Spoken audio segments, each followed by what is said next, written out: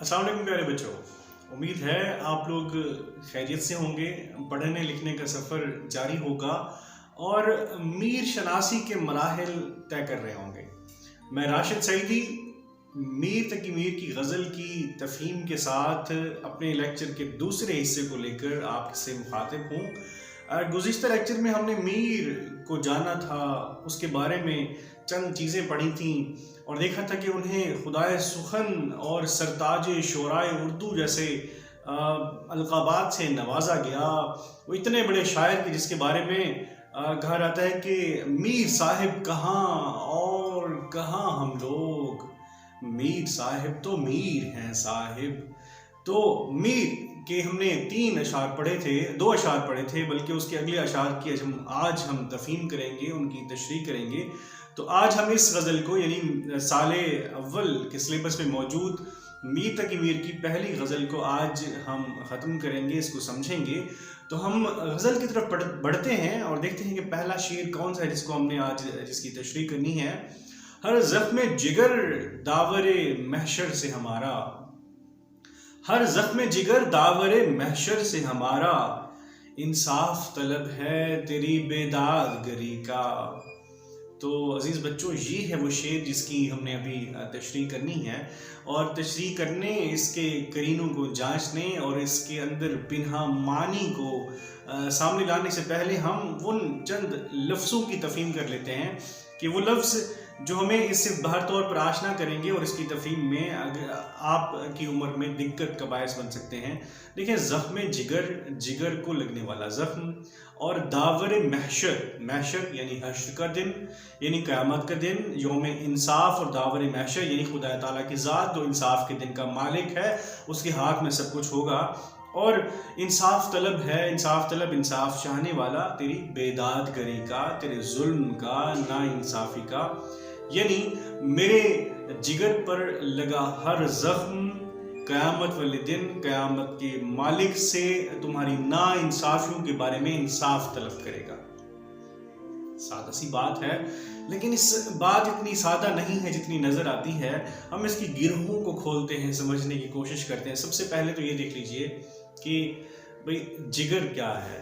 देखें, जिगर वो लिवर जिसके बारे में हुक्मा कहते हैं कि ये खून बनाता है, और इसके बारे में कहा जाता है कि इसमें जो हमारे कुछ नाइट्रोजनस वेस्ट ऐसे होते हैं जो इसमें स्टोर होते रहते हैं, और जिसे कलेजा भी कहते हैं। और उर्दू शायरी में इससे मुराद होता है कि आप किसी के अंदर जो बर्दाश्त की क़ुव्वत होती है, जो हौसला होता है, वही जिगर कहलाता है। किसी की दिलेरी है, वही जिगर है।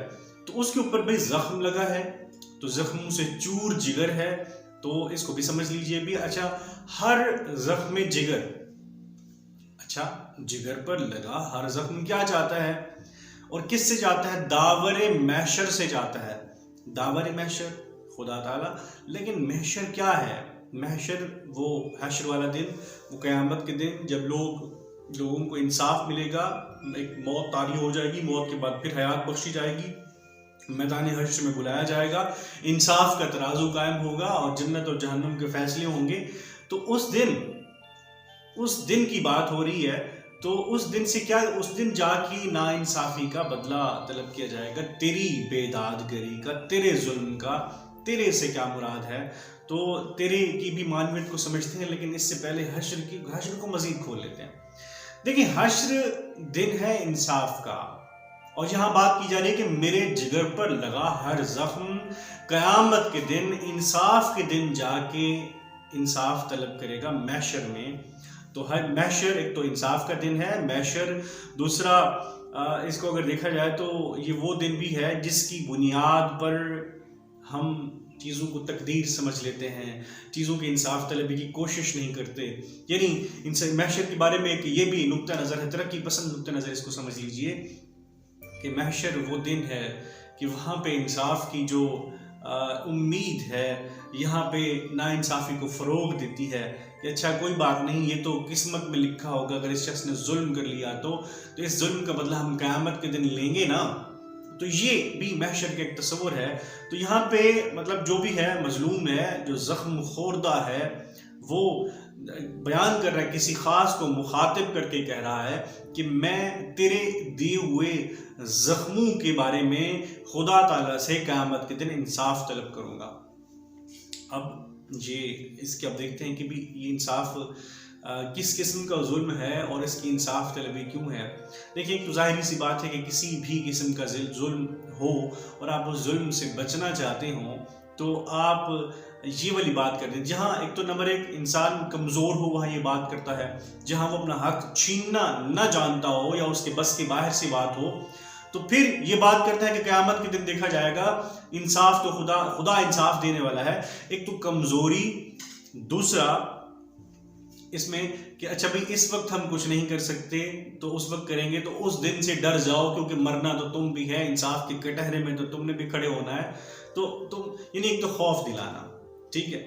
تو اب یہ دو چیزیں ہیں سامنے، اگر آپ کا محبوب واقعتاً کوئی سماج کا جابر شخص ہے، ظالم شخص ہے، لیکن یہ تیری جسے کہا جا رہا ہے تو تیری بیداد گری کا یہاں پہ کرینہ ابھرتا ہے کہ یہاں پہ جو بیدادگر ہے، جو ظالم ہے، جو ناانصافی کرنے والا ہے، وہ اور کوئی نہیں ہے بلکہ محبوب کی ذات ہے۔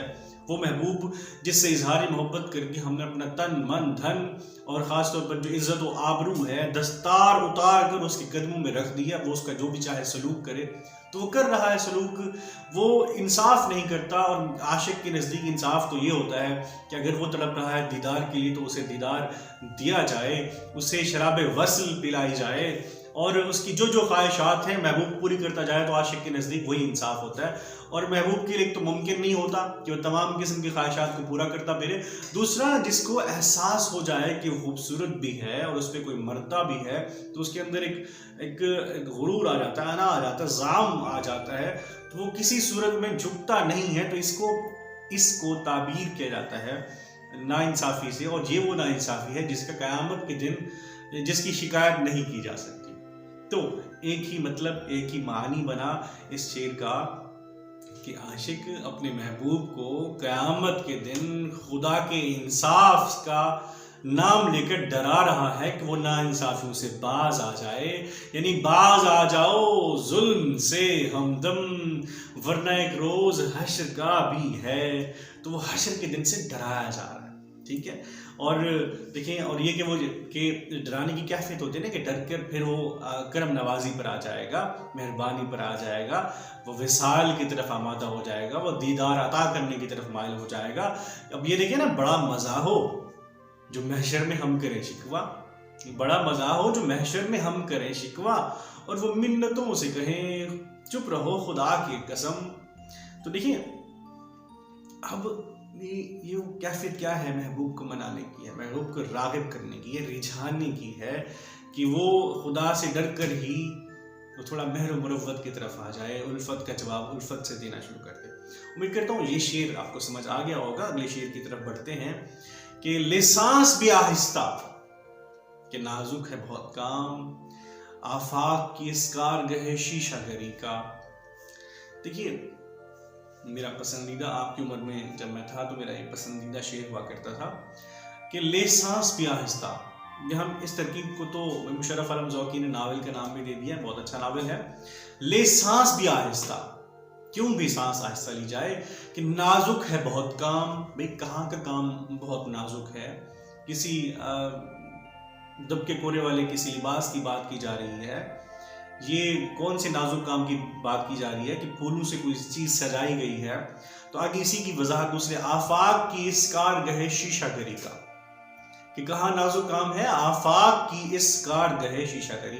دیکھیں، آفاق افق ہوتا ہے جب ہم زمین پر کھڑے ہوں اور بالترتیب اپنے سامنے کی طرف دیکھیں تو وہاں پہ جو آسمان زمین سے ملتا ہوا نظر آتا ہے وہ افق کہلاتا ہے۔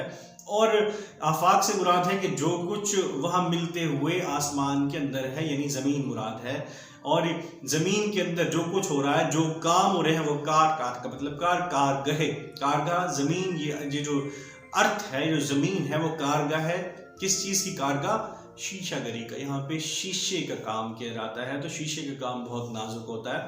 دیکھیں کہ اب وہ کہتے ہیں آئینہ ٹوٹ بھی تو سکتا ہے، تم سنورتے ہوئے نہیں ڈرتے۔ تو آئینہ بھی جدید زمانے میں تو شیشے کا ہی بنایا جاتا ہے۔ ٹھیک ہے، کانچ کا بنایا جاتا ہے، کانچ کی چیزیں ٹوٹ کر دوبارہ جوڑا نہیں کرتی. تو آفاق کی اس کارگاہ شیشہ گری. بھائی اب ہم دیکھتے ہیں کہ بات تو ہو گئی، ٹھیک ہے، کہ یہ سب چیزیں شیشے کی بنی ہوئی ہیں جو کہ ٹوٹ جائے تو پھر نہیں جڑتا، بلکہ ٹوٹ جائے تو پھر نہیں جڑتا. یہ صفت آئینے میں دیکھی ہے، اس کو بھی حوالے کے طور پر درج کر سکتے ہیں. لیکن جب ہم اپنے ارد گرد کا جائزہ لیتے ہیں، مشاہدہ کرتے ہیں، تو ہمیں بہت کم چیزیں شیشے کی ملتی ہیں. ہمیں تو پہاڑ ملتے ہیں، پتھر ملتے ہیں، اور پتھر دل لوگ ملتے ہیں.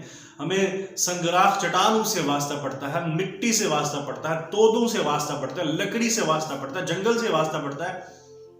تو میر کسے کارگاہ شیشہ گری کہہ رہے ہیں؟ کس کی نزاکت کی بات کر رہے ہیں؟ کون ایسی چیز ہے کہ وہ سانس بھی آہستہ نہ لی جائے تو اس کی نزاکت ایسی ہو کہ ٹوٹ جائے، بکھر جائے؟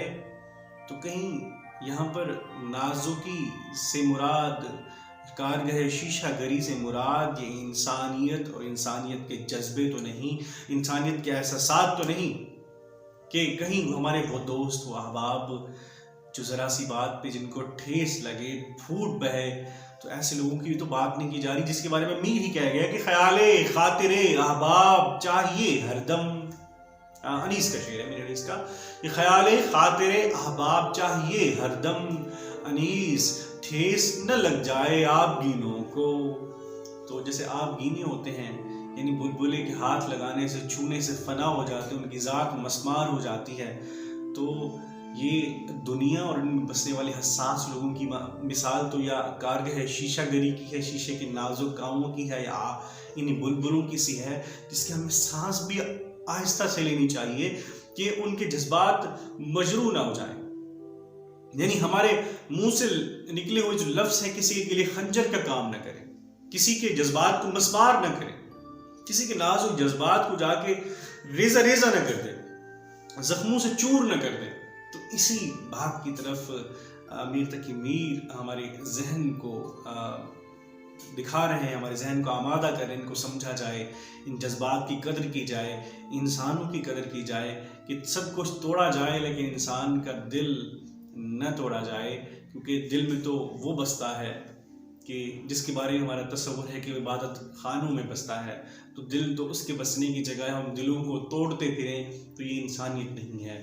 اور اس کارگاہ شیشہ گری میں ہمیں سانس بھی آہستہ لینی ہوگی، یعنی بہت یہ نزاکت کا کام ہے کہ بہت احتیاط کرنا ہوگی ہمیں، اور اس احتیاط کے نتیجے ہی میں ہم انسانیت کی قدر کر پائیں گے. تو عزیز بچوں، آپ نے اس شعر کی بھی تفہیم کی. اگلے شعر کی طرف بڑھتے ہیں کہ ٹک میر جگر سوختہ کی جلد خبر لے، کیا یار بھروسہ ہے چراغ سحری کا. اچھا، اسے شاید میں خود بھی اسے شاید میں غلط پڑھتا رہا ہوں، یا اس کی پڑھنے کے ساتھ ہی معنویت بھی چیزوں کی بدل جاتی ہے. اسے عام طور پر پڑھا بھی جاتا ہے ٹوک میر جگر سوختہ کی جلد خبر لے. تو اگر یہ کام کریں تو یہ بات یہ ہوگی ٹوک ابھی اٹھو فوراً، پھر ٹوک ابھی اٹھو میر اٹھو، اور جلتے ہوئے جگر کی، سوختہ جگر کی، ایسے جلا ہوا جگر جس میں سے دھواں سا نکل رہا ہے، تو اس کی جا کے جلد خبر لو. کیا یار بھروسہ ہے چراغ سحری کا، کہ بھائی یار یہ چراغ سحری جو ہوتی ہے، وہ چراغ جو رات کا جلا ہو، صبح تک جل رہا ہو، تو اس کا ایندھن ختم ہونے والا ہوتا ہے، وہ چراغ پھڑا رہا ہوتا ہے، آخری سانسیں لے رہا ہوتا ہے، اس کی موت واقع ہونے والی ہوتی ہے، اس کی زندگی کا خاتمہ ہونے والا ہوتا ہے، تو اس کی خبر لو. تو یہ دیکھیں، ایسا لگتا ہے کہ میر خود سے، یعنی شاعر میر سے مخاطب کر کے کہہ رہا ہے کہ ایسا ہے. لیکن اس کو اگر یہاں پہ دیکھیں کہ اب ٹک کے بعد اگر آپ استعجابیہ لگا دیں، ندائیہ لگا دیں، اور میرے جگر سوختہ کر لیں، تو یہ ترکیب بن جاتی ہے کہ میر کون میر؟ وہ میر جس کا دل جل چکا ہے، جس کا جگر سلگ رہا ہے، جلا ہوا ہے، دھواں سا اٹھ رہا ہے اس میں سے. تو اس کی خبر لینی چاہیے. کیوں بھی خبر لینی چاہیے؟ دیکھیں، پہلے کیوں سے پہلے ہم یہ دیکھ لیتے ہیں کہ دل جلتا کیوں ہے، جگر سلگتا کیوں ہے. اور تمام عمر دیکھیں، جلنے کے بعد ہی وہ چراغ سحری بن جاتا ہے نا. کیا یار بھروسہ ہے چراغ سحری کا، تو تمام عمر کیوں جلا؟ اور ابھی اس کا دم آخر ہے. تو کیوں ایسا ہے؟ تو عزیز بچوں، یہ جو عشق ہے نا، کہ عشق کی آگ وہ آگ ہے جو لگائے نہ لگے اور بجھائے نہ بجھے. تو جس کی آگ اگر لگ جائے تو پھر عشق اگر کسی کو مل جائے، عشق کی آگ کسی کے اندر اگر جل اٹھے، بھڑک اٹھے، تو سوائے مسمار ہونے کے کوئی چارہ نہیں ہوتا. تو اگر عمر کے کسی حصے میں بھی عشق انسان کے اندر آ کے بیٹھ جائے تو پھر کیا ہوتا ہے؟ اذیت، مصیبت، ملامت، بلائیں، تیرے عشق میں ہم نے کیا کیا نہ دیکھا. تو ایک شخص، ایک عاشق جس نے تمام عمر دیکھا ہو، اذیت دیکھی ہو، ملامت دیکھی ہو، بلائیں دیکھی ہو، تو وہ کیا ہوگا؟ دم آخر تو تڑپ رہا ہوگا، دم آخر تو چراغ سحری بنا ہوا ہوگا. اور دم آخر بھی اگر اس کے جذبات کا خیال نہ کیا جائے، اگر اس کا سہارا نہ بنا جائے، یا وہ جس چیز کے لیے تڑپ رہا ہے وہ اسے نہ میسر ہو، تو پھر اس کی زندگی تو رائے گاں گئی. تو اب دیکھیں، ایک تو یہ کہ اس کا سہارا بننا چاہیے، اس کو حوصلہ دینا چاہیے. اور دوسرا، جس چیز کی بات ہوئی کہ اسے کیا چاہیے، کیا خبر لینے سے کیا مراد ہے؟ ٹک میرے جگر سوختہ کی جلد خبر لو. خبر لینے سے مراد یہ نہیں کہ ایمبولینس لے کے پہنچ جایا جائے، ہم بھی مرہم پٹی کا سامان لے کے پہنچ جائیں، یا فائر بریگیڈ والے کو بلا لیں کہ جگر جل رہا ہے تو ہم نے یہاں پہ پانی چھڑکنا ہے. بات یہ خبر لینے سے مراد ہے کہ وہ اس کی آرزو پوری کی جائے. مرنے والے کی تو آرزو پوری کی جاتی ہے. آخری خواہش کسی کی پوچھ لی جائے تو بڑے بڑے لوگ بھی تختہ موت پر بھی اس کی خواہش کو پورا کرنے کی کوشش کرتے ہیں، اس کی خواہش کا احترام کرتے ہیں. تو وہ عاشق جس کی کبھی نہ سنی گئی، وہ محبوب جس نے کبھی کچھ نہیں مانا، تو کاش یہ چراغ سحری کا سن کے، جاتے ہوئے عاشق کو سن کے وہ پگھل بیٹھے، وہ ٹھٹک بیٹھے، تو اور پھر وہ چلا آئے کیا؟ شربت دیدار لے کر وہ اپنے عاشق کی خواہش پوری کرنے کے لیے آ جائے. تو اور کیا چاہیے کسی شخص کو؟ دیکھیں، ورنہ ہوتا یہ ہے نا کہ میرے مرنے کے بعد آؤ گے، کیا زمانے کو منہ دکھاؤ گے.